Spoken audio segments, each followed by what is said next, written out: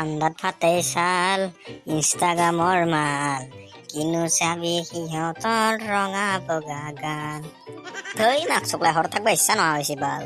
কিমান থাকবি আৰু বেকাৰ হয় এই সিদিনা দেখোন নিউজ পেপাৰত এটা বাতৰি পাইছিলোঁ এডভাৰটাইজ এটা পাইছিলোঁ দেখোন চাকৰিৰ সেইটোতে ইণ্টাৰভিউ দিওঁ নেকি চাকৰিটো বালি চাকৰিকে কৰোঁ বাল মায়ে মোক জলদি ভাতকেইটা দিয়ে মই গুৱাহাটীত যাওঁ পাপা গুৱাহাটী কি কৰিব যাব পাৰে পুৱাই মায়ে মই চাকৰি কৰিম বুলি ভাবছোঁ ইণ্টাৰভিউ দিব যাওঁ মই গুৱাহাটীত মায়ে কি হ'লে তোৰ মোক পাপাৰে এনেকে একলা কৰি থৈ নাযাবি বিয়া বাৰু কৰাই নাই তোৰ মোক দেখাই নাই মায়ে এনেকে নাযাবি তই গছবুঢ়া তই মোৰ নম্ৰাকে মাৰিব খুজিছা তই ইণ্টাৰভিউ দিব যাবি বুলি পেলাই কওঁতে মোৰ মাথাটো ঘূৰিছি আৰু সেইকাৰণে মই বাগৰি বসছোঁ থৈ কিনো ফাল্টু কৰা হে মাক চকলাই মই কি চাকৰি কৰিব নোৱাৰোঁ নেকি নে মায়ে মই এতিয়া চাকৰি কৰিম দে মায়ে মই বেলেগ ধান্দা বাদ দিলোঁ মই এতিয়া চাকৰি কৰিম আৰু তোক ভালকৈ ৰাখিম মায়ে বা তই চাকৰি কৰবি দে হ'ব দে মই ভাত বাৰু তই এতিয়া ওলও মাক চকলাই কিনো হ'ব নিজৰ মাইটোৱে বিশ্বাস নকৰে মোক মাক চকলাই বেয়া টেনশ্যন লাগি আছে এইবাৰ কি বা প্ৰশ্ন সোধে ইণ্টাৰভিউত পয়া লগা ই ক'ত যায় ভাই ইমান সাজি কাচি তাকেতো ভাবছো ই চশমা টচমা মাৰি ইমান ফিটিং হয় ক'ত যায় কি হে পাঠিয়া ক'ত যায় ভাই ইমান ফিটিং হয় চশমা টচমা মাৰি ধৈ মাক চকলাই আহিলি নে পুৱাই ৰাস্তা ঘাট বা পকা লগা মেকৰি মই ইণ্টাৰভিউ দিব যাব ওলছিলোঁ বাল কি কয় পাঠিয়া মাক চকলাই তই ইণ্টাৰভিউ দিবি চোৱাৰ বাচ্ছা মই কি ইণ্টাৰভিউ দিব নোৱাৰোঁ নেকি মাক চকলাই তোৰ বেলেগ পুৱাই দেখা দি কেনে মোৰ যাত্ৰাটো বেয়া কৰিলি বাল এতিয়া চাকৰি পাওঁ নে নাই সেইটোহে টেনশ্যন লাগছি তোক কোনে চাকৰি দিবই ভাই দে হ'ব দে যা ইণ্টাৰভিউ দিকে যা ধৈ মাক চকলাই যাওঁ দে মই তোৰ বেলেগ পুৱাই যাত্ৰাটো বেয়া কৰি দিলি বাল পয়া লাগা কি বোলে চাকৰি কৰে তাৰ ফাটা লেভেল নাচাই গিয়া যাক দে যাবা দি অফিচাৰে গৰু ঘেৰা দিব sir may I come in আহা বহা প্ৰথমতে তোমাৰ পৰিচয়টো দিয়াচোন নাম কি তোমাৰ হৰকত কোৱা মোৰ নাম টফি পাঠিয়া হৰমৰ খকলাঙতল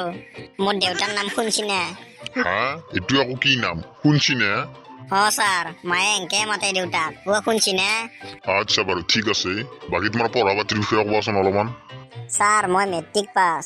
কলেজতো নাযাওঁ নহয় গৈছিলোঁ 2 মাহমান কিন্তু তাতে মোৰ এটাও আপি ভাল নালাগিল সেইকাৰণে কলেজ বাদ দিলোঁ এটা বাইদেউক প্ৰপ'জ দিলোঁ কিন্তু তাইও একচেপ্ট নকৰিলা সেইকাৰণে মই কলেজৰ পৰা ওলাই আহিলোঁ দিয়ক একদম ভাল নালাগিল মই কলেজখনত থাকি কি কৈছা তুমি কলেজত ছোৱালী চাব গৈছিলা না পঢ়িব গৈছিলা আৰু তুমি মাষ্টৰনীকো লাইন মাৰিব খুজিছিলা কি চলিয়া তুমি ছাৰ বাদ দিয়কহে চিকিউৰিটি গাৰ্ডৰ চাকৰি ইমান প্ৰশ্ন সুধি থাকি লাভ নাই আচ্ছা বাৰু ঠিক আছে বাৰু এতিয়া তোমাৰ হবি কি কোৱা ছাৰ মই সৰুতে ডাক্তৰ হ'ম বুলি ভাবিছিলোঁ তাৰপিছত অলপমান ডাঙৰ হৈ পেলাই ভাবিলোঁ ছিংগাৰ হ'ম এতিয়া কেইদিনমান আগত মই টিকটকত ষ্টাৰে আছিলোঁ দেচোন কিন্তু এতিয়াহে আকৌ টিকটকটো বেন হ'ল নহয় এক্টৰে আছিলোঁ মই টিকটকত কিন্তু চৰকাৰে এপটো বন্ধ কৰি দিলাক না এতিয়া মানে কিনো ক'ম আৰু সেইকাৰণে ইণ্টাৰভিউটো দিব আহিলোঁ আৰু ঘৰত থাকি বৰ লাগি গৈছে মোৰ টিকটকক বেয়া মিছ কৰি আছিলোঁ জানানে ছাৰ ধেত তেৰি তুমি কি কৰি ভাল পোৱা সেইটো সুধিছো তুমি কি হ'ব বিচাৰিছা সেইটো খোজা নাই মই ধৰিছোঁ আৰু বাচ্ছা উল্টা প্ৰশ্ন সুধি থকা ভাল তোক কোনে অফিচাৰ বনাইছিলে মাক চকলাই উল্টা প্ৰশ্ন সুধি থকা ভাল একবাৰ সোধা কি হবাৰ ইচ্ছা একবাৰ সোধা কি কৰি ভাল পা ভালকে নোসোধাই গিয়া যি সুধবা উচ্ছা হোৱাট বিহেভ ইয়ৰছেল্ফ তুমি ইমান বেয়া শব্দ কিয় ব্যৱহাৰ কৰিছা মই কোন হয় জানানে তুমি এইটো কোম্পানীৰ মই CEO হয় চিকিউৰিটি গাৰ্ডটো অলপমান খঙাল হ'লে আমাৰহে ভাল বাদ দিয়ক চলটো কিবা সৰু সুৰা প্ৰশ্ন সোধাবে ছাৰ চলটো অপাৰ খঙাল তই ঠিকেই কৈছা ৰবিছা মই ইয়াত এটা সৰু সুৰা প্ৰশ্ন সুধি চাওঁ পাৰে নে নৰে দে ঠিক আছে বাৰু তুমি কোৱাচোন ভাৰতৰ ৰাষ্ট্ৰপতি আৰু প্ৰধানমন্ত্ৰীৰ নাম কি ভাৰতৰ ৰাষ্ট্ৰপতিৰ নাম আব্দুল কালাম আৰু প্ৰধানমন্ত্ৰীৰ নাম মনমোহন সিং কি কয় তুমি ভাৰতৰ বৰ্তমান ৰাষ্ট্ৰপতিৰ নাম আব্দুল কালাম আৰু প্ৰধানমন্ত্ৰী মনমোহন সিং এহাতো বহুত আগতে আহিছিল এতিয়া বৰ্তমান বেলেগ হৈছে ছাৰ এনেকা নকবি মাক চকলাই আমাক ছাৰ এটা স্কুলত থাকোঁতে এনেকে শিকাইছিল সিহঁতে তাৰমানে মিছিয়া কৈছিল নেকি তই চব জানা নেকি চোৱাৰ বাচ্ছা আমাৰ স্কুলত থাকোঁতে ছাৰ এটা একা 2 বুলি কৈছিল তই এতিয়া একা 4 বুলি কবি নেকি তই এতিয়া নেওতাও বদলাই দিবি নেকি ৰামজহলা ক'ৰপে ধৰি আনিছিলে এইটো মাল ই মাথাটো নষ্ট কৰিলে ভাই তাকেইতো ভাবছো ছাৰ মই বাদ দিয়কহে কিবা কিবি কেইটামান প্ৰশ্ন সুধি পেলাই খেলাই দিয়ক